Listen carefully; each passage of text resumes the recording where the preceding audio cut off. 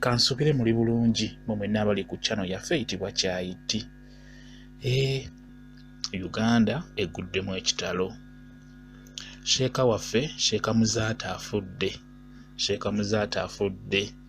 Musajja oyo mbadde mwagala nnyo. Sheikh Muzaata afudde. Njagadde mukitegeeremu mwenna abali ku channel yaffe eyitibwa Kyayiti.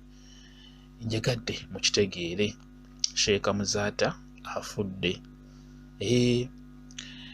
Batubikidde ssaawa 10:30 ez'akawungeezi olunaku olwaleero Lwakutaano ennaku z'omwezi 4 2022. Sheikh Muzaata afudde. Kitalo nnyo, kitalo nno ddala. Njagadde nammwe mukitegeere abali ku channel yaffe eyitibwa Kyayiti nti Sheikh waffe ayitibwa Sheikh Muzaata afudde. Bwe kityo bwe kiri, kibi nnyo. Tusaasidde nnyo aba famire eyo ey'omugenzi Sheikh Muzaata. Tubasaasidde nnyo. Kibi nnyo. Kitalo nnyo. Uganda tuli mu nnaku.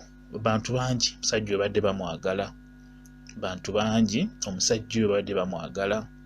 N'abatamwagala babadde bamutegeera, babadde bamumanyi.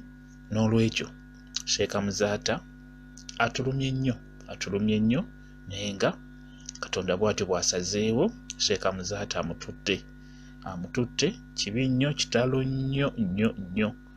Subira nammwe kibakutteko abali ku channel yaffe eno Kyayiti. Subira nammwe kibakutteko nnyo. Subira omusajja oyo mbadde mumutegeera.